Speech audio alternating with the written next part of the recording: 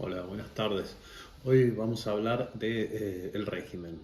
En este caso nos referimos al régimen, a la estructura de poder y de influencias y de factores que son capaces de movilizar energías y que están por encima de los gobiernos. En este caso es necesario aclarar que estamos viviendo actualmente en el régimen que comenzó en el año 1976. Anteriormente tuvimos otro régimen y para marcar el contraste, anteriormente habíamos estado en lo que comenzó con el régimen del 43, la revolución del 43 de los coroneles, la revolución de los coroneles, o también conocida como la revolución del año 43. En este caso, esta revolución impuso un régimen donde predominantemente un actor importante fue el ejército, la Fuerza Armada un poco en su conjunto, pero predominantemente el ejército, mayoritariamente nacionalista, un poco ligado a lo que eran también los nacionalismos que surgían en Europa en ese momento. Este régimen se caracterizó por buscar fortalecer la industria nacional, tener bajos impuestos, altos niveles de empleo, bajos niveles de pobreza, bajos niveles de indigencia, bajos niveles de inseguridad, cero deuda externa. Era un régimen que funcionaba sin deuda externa. Este régimen estuvo vigente hasta el año 75, no estuvo carente de tensión política porque si bien había un orden económico, había tensión política.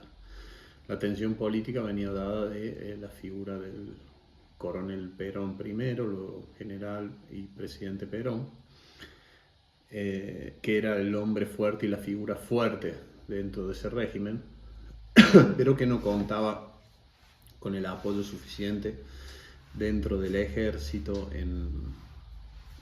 a partir del año 55, cuando por golpe de Estado, por influencias extranjeras, inglesas, etc., debe dejar el gobierno bajo bombardeo. En este caso, a pesar de esta caída, el régimen continuó. Lógicamente, la atención se ponía en todo caso en la presencia de Perón o no. En uno de sus últimos actos de servicio, vuelve a la Argentina en el año 73 o 74 para completar un gobierno. Esta misión no la puede realizar debido a su edad y a las pinzas, movimiento de pinzas que se le realizó los enemigos de la Argentina y de ese régimen, con movimientos por izquierda y por derecha que buscaron minar la fe y la esperanza, ya sea con el asesinato de Rucci y otros dirigentes importantes que eran para su esquema, y esto minó un poco espiritualmente la fuerza del pueblo argentino en la fe de que podía pasar cosas mejores. Estos fueron los preludios y las trampas que fueron abriendo camino planificadamente a lo que sería el nuevo régimen. Lo he hecho sucinto, pero en este caso, a partir del año 76 y con el golpe militar del año 76, que tendría como figura fuerte dentro del plan de país y de las reformas necesarias al abogado Martínez de Oz, que vendría desde Estados Unidos, Nueva York, de representar a intereses financieros a representarlos en Argentina y hacer las transformaciones necesarias, en este caso al punto de vista de su visión. Este régimen se encargó de ir avanzando en lo que sería una financiarización de la economía, una reprimarización de la economía. Empezó a funcionar este régimen con niveles altos de deuda externa. A partir del año 76 se ve como la deuda externa exponencialmente año a año va creciendo. exponencialmente a ese nivel empiezan a crecer los impuestos. En la medida que la deuda externa crece, crecen los impuestos, aumentan los impuestos. Impuestos y endeudamiento van de la mano. Asimismo, el crecimiento de los impuestos debido a la necesidad de realizar pago de deuda genera aumento del desempleo. Finalmente, el aumento del desempleo y la precarización del empleo genera tensiones sociales que llevan a las familias a la pobreza, a la indigencia y generalmente también, bueno, esto tiene que ver, genera una problemática de inseguridad con suficiente tiempo. Es así que tenemos características entonces de este régimen que vivimos y sufrimos del año 76 a la actualidad, en donde son constantes el aumento de la deuda, el aumento de la desocupación, el aumento de los impuestos, el aumento de la inseguridad. El régimen, lejos de estar debilitado, se ha ido perfeccionando. La financiarización de los ahorros, hoy en día la mayoría de la población tiene sus dinero en cuentas bancarias, en cuentas online, es decir, hay una masa de dinero mayoritaria que antes disponíamos de nuestro bolsillo y que hoy está en los bolsillos de la gobernanza, sea vía entidades financieras, vía el Estado, etc.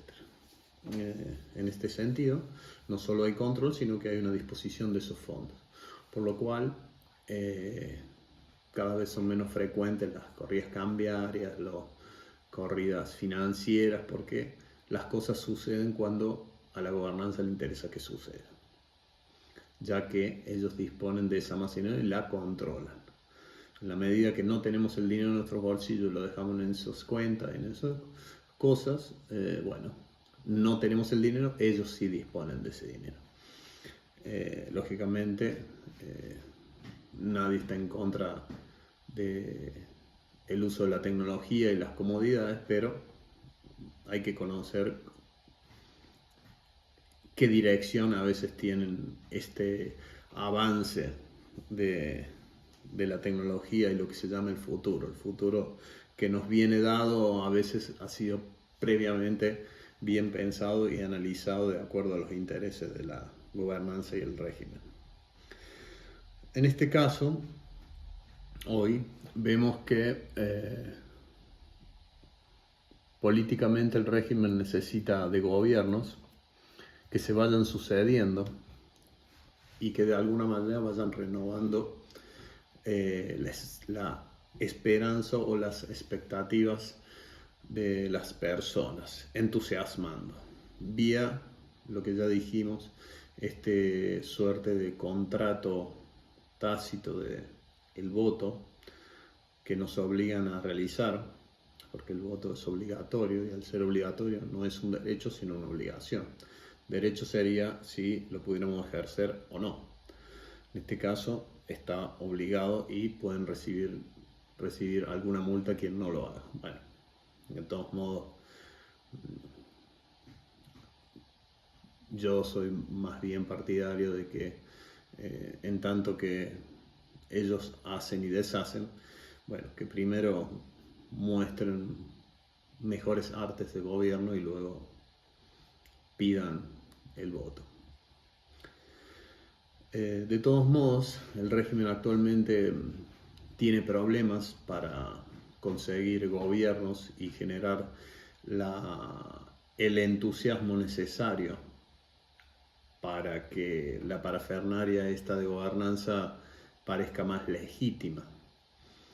Es decir, lo vemos desde el gobierno de Macri, que no pudo reelegir, Alberto Fernández tampoco pudo reelegir, y este gobierno parece que tampoco podrá reelegir y quizás tampoco gane las elecciones de medio término. En este sentido, tampoco es esto, si bien en la oposición, por supuesto, se alegran porque entienden que este gobierno cae y llega el turno de ellos de hacerse cargo de las cajas, es decir, de los sectores del Estado que se mueven grandes dineros y en donde ellos pueden abrevar y dirigirlos según su conveniencia. Actualmente, con la prisión y detención de Cristina Kirchner en su casa, han buscado de vuelta generar una polarización y elevar un poco a la oposición, ya que necesitan generar una alternativa a un gobierno que podría empezar a destartalarse en la medida que la economía se enfría y se vuelven los costos a valores internacionales imposibles. La Argentina está carísima. No va a haber dinero por turismo, no va a haber dinero por liquidación de exportaciones, porque las exportaciones se van a caer y las importaciones van a crecer debido al retraso cambiario. En este caso, las perspectivas no son buenas desde el punto de vista de los gobiernos que nos esperan.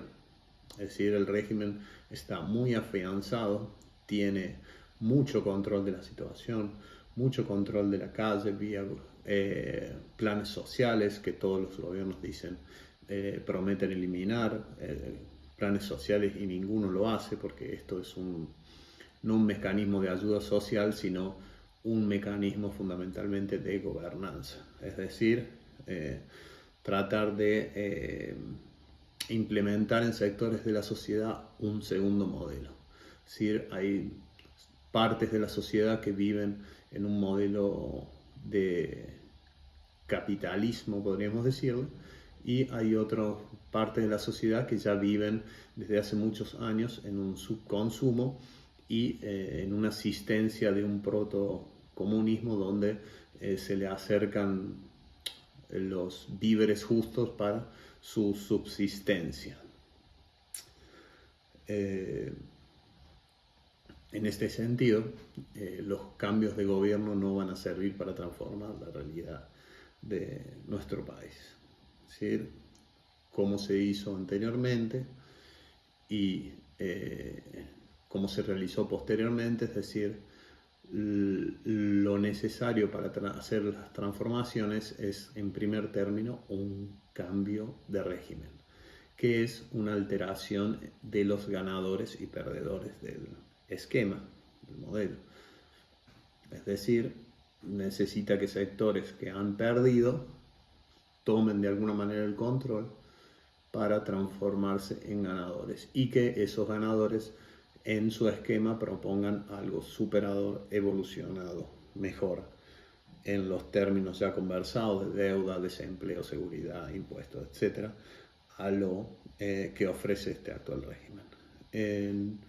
El video debe ser corto por cuestiones de permiso de YouTube. He tratado de hacerlo velozmente y sucinto, pero continuaremos hablando del régimen, de sus personas, de cómo se compone y cómo se perfecciona, sobre todo. Que con las crisis que han habido, lejos de debilitarlo, le han servido para aprender y para mejorarse en sus términos, ¿no? Para desgracia nuestra. Bueno, les mando un saludo.